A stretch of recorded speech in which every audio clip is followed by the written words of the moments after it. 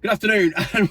That's quite funny. Welcome to part 7 in my 7-part 10 videos filmed in one day. You'll notice if you watch the others, I've had to switch phones because I did say in that last video that my iPhone 13 was getting ridiculously hot and then it overheated. So now we're back on the iPhone XR for this one, the old faithful, because this one just seems to work.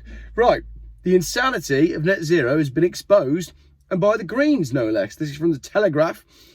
Marring our countryside to enable poor return farms of energy creation is a foolish idea. Good, I can get behind this. When your whole shtick and passionate belief system is about sacrificing all for net zero, you look rather silly when you turn out to care about the things you mocked others for caring about, like convenience, efficiency and beauty. Yet, silliness... Why do they always start these articles the same, the Telegraph? They always start with the same sort of hook. Yet, silliness it is for the Green Party, whose co-leader, Adrian Ramsay, said last week that he will oppose a 100-mile corridor of pylons in his East Anglian constituency of Waveney Valley, required for connecting offshore wind farms to the grid and deemed vital infrastructure by the national grid. We've got to save the planet by destroying the planet. Solar panels and wind farms, turbines. Turbines are bad. Somewhere in this car, I've got a 60-page document on what the wind turbines have been doing and how many microplastics they drop into the ocean and how many whales they kill. That video is coming up. I need to digest the document first. As a Green, Ramsay has now lost all credibility, but as a sensible MP and a human, he sounds more sane than many, claiming to be a constituency MP and thus keen on honouring locals' aversions to the corridor. That aversion ought not to be dismissed, but rather viewed as an opportunity to modify the obsession with net zero. As for the big picture, we all know that the UK reaching net zero will make not the slightest bit of difference when America's industrial heartlands, India, South America and China are still puffing away, talking about coal-fired power stations. On a more focused level, marring our countryside to enable relatively poor return forms of energy creation, such as wind farms, is not a good idea, and it's not right either. One of the major plus points of living in Britain is that we have some absolutely unique, wonderful countryside, in part thanks to intricate planning systems and NIMBYism, not in my backyard. Net zero fanatics in the Greens and in Labour don't seem to understand why making the country ugly with onshore wind farms, pylons, hideous housing developments on protected land isn't the silver bullet it seems, not least because nuclear is the option that makes sense.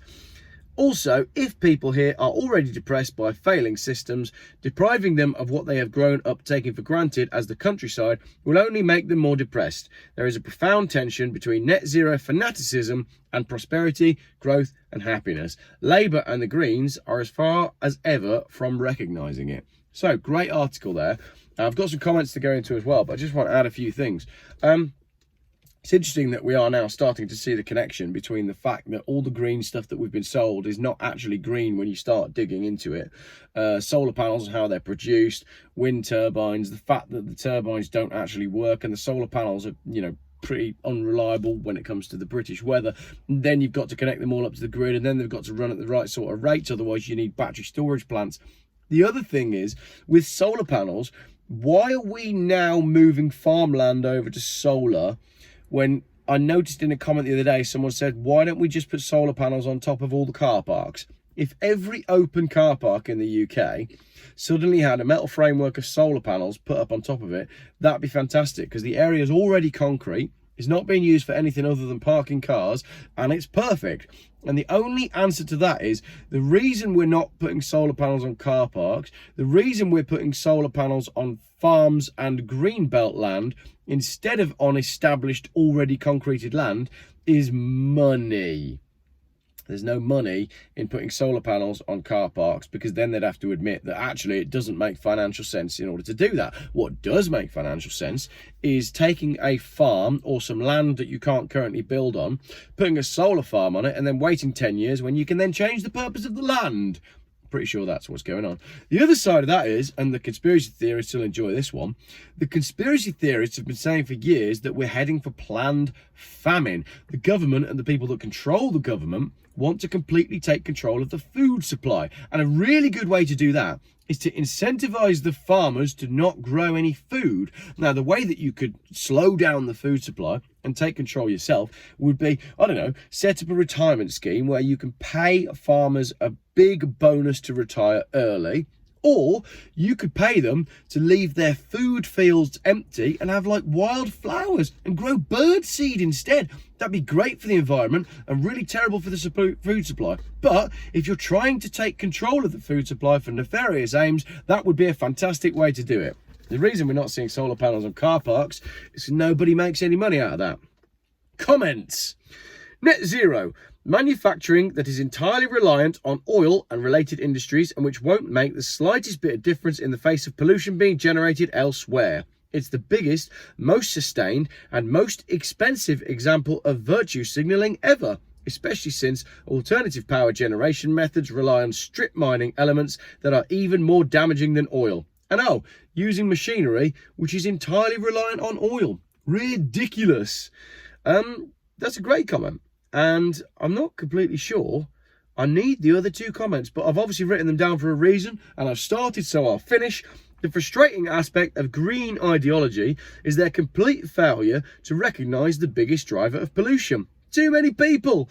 The world population is somewhere north of 7 billion and forecast to peak at 12 billion. Simplistically, there are two factors which contribute to environmental degradation: number of people and behaviour. We can only suspect that since this huge growth is mostly coming from sub-Saharan Africa, they are scared of addressing the bigger issue for fear of appearing, well, you know. I don't think there are too many people, and there's plenty of space for them, because we're certainly putting a lot of people from sub-Saharan Africa up in hotels. Can't say that, Geoff. Last comment. When you have 1 trillion tons to power 10 of nuclear fission going on, i.e. the sun, when you have 1 trillion tons to the power of 10 of nuclear fission going on, i.e. the sun, only 8 minutes away at the speed heat radiation travels, there are bound to be small fluctuations in the amount of energy reaching Earth. We know that only a minute variation can plunge the entire world into the next ice age, which would be cataclysmic for life as we know it. Currently, we're fortunate that the Earth is warming slightly, because if it was cooling, that would be far more catastrophic, because the next ice age is actually overdue. So there we go. We're all looking forward to the next ice age. Getting pretty hot in the Geoff wagon today. Must be to do with global warming, or it could be the fact that it's actually summer, and for once there is a break in the clouds. So, too many people. What do you reckon? About time to research the Georgia Guidestones and understand the motives of the people that put them there. Are we headed for famine under the guise of net zero? Well, yes. Yes, I think we are. Thanks very much for watching part 7.